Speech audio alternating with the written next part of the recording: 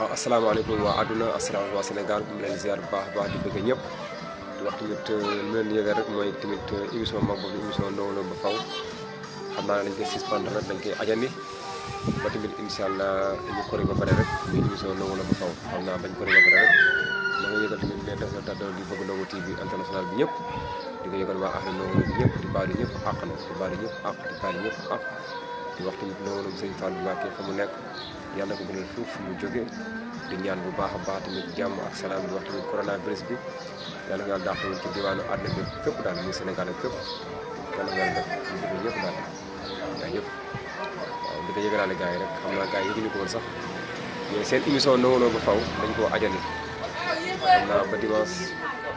chaque dimanche lay faral di am mais dañ koo ajandi ba tamit ñu ko ba pare rek incha allah si kàttanu yàlla dëgg gars yëpp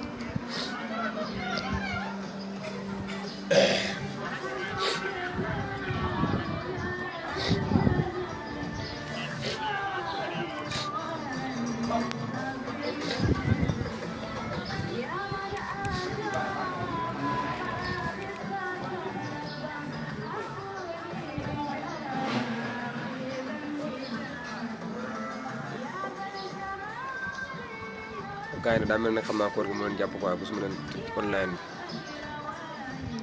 bi boo dégg rek mën na ko yëgal bu baax a baax a baax di wax tamit dimanche tamit daañu ñëw defal leen live en direct ci émission weeru koor ak wala émission noo dundee sa koor ça dépend daañu xool benn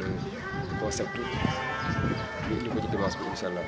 ñu jàkkaarloo ak yéen defal leen waa di bëggee soxna Kine Diagne maa lay bëggee alors ne yaay waaw su nekkee Ndiaye maa lay bëggee de yaa ngi en direct si live en direct boobu ndongo bi di tamit sensibiliser di lancer ñëpp di wax tamit ne tamit émission boobu di émission Ndongo Lo ba faw ma kaa ajandi ba incha allah tamit ñu weer koor gi ba pare rek ba après koor rek indi ko gisaat ko di ko defar incha allah xam naa weer koor gi tamit tous les dimanche daa leen indil émission nooy dundee sa koor waxtaan ci wàllu koor tous les dimanche à partir de 18h wala à partir de 17h daañu ko indi rek waxtaanee ko jusqu'au heure bi jot ñu teg ay audio waxtaan ci wàllu koor ci lancé ak tamit sëñ Dame Diouf maanaam di lancé ak tamit Paa bu Thiané ku nekk wàllu diine daal bu am sa audio bu wax ci wàllu diine tamit bu ma ko yónnee rek dinaa ko jàllale ci émission bi bëgg ñëpp ki ne waaye online de mais partagé rek. سيدنا محمد سدل لا وعلى آله حق قدره ومقداره العظيم وعبد الله هذا مالك بيجي عبد الله مالك بيجي باه باه سدل لا ñu ngi nii préparé wu ndogu nii xam naa dans quelques instants rek incha allah ñu ndogu dans quelques instants may tamit baalu ñëpp ak di baal ñëpp ak rawatina nag waa ahlu Ndongo Lo bëgg ñëpp di wax tamit lii feebaru coronavirus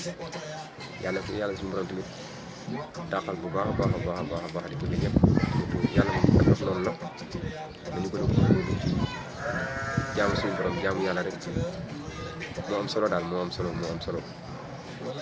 seen dund ndimbal ak yërmande waaw lépp nga gis tamit boo gisee nga xam tamit ndimbal ak yërmande am na solo gis nga muy feebar moom ba tey à partir de 18h ñëpp a ngi rangé wu dugg seen ay kër waaw ndogu yi doon faral di am ay faal di joxe ndogu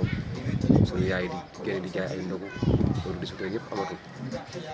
su nekk da ngay dugg jënd li nga jënd après rentré mais sant yàlla di wax tamit feebar coronavirus moom yàlla na jeexal bu baax a baax suñu koor tamit lépp lu ñu woor rek yàlla na yàlla tamit nangu bu baax a baax mais ki ne partagé wala ndogoo ko ki ne jaañ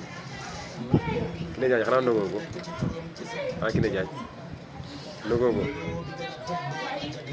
ki ne jaañ mën nga bind kii rek mën nga ma bind commentaire sax ñu waxtaan online direct waaw ñëpp dugg rek mën naa partagé ku dugg rek mën naa partagé ñu waxtaan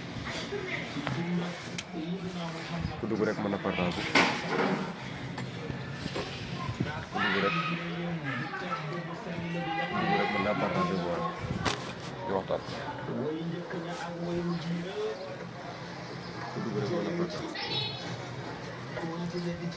mën na partagé mën na partagé ma jox leen mbedd mi nii live en direct bi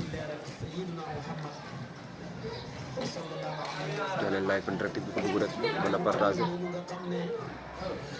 ku dugg rek mën naa partagé ku dugg na partagé ñu waxtaan yéegalaale tamit nit ñi bu baax a baax tamit ni seen émission Ndongo Lo ba foofu boo doon faral di am tous les dimanches incha allah dañ koy ajali bëgg Ndongo international da koy ajali ba incha allah tamit ñu kori ba pare rek incha allah émission bi faral di am mooy comme lii ma def nii tey si ngoon gi ñëw tamit def live en direct à partir de 5 heures wala 18 heures saafata ak yéen teg ay audio yu wax ci wàllu diine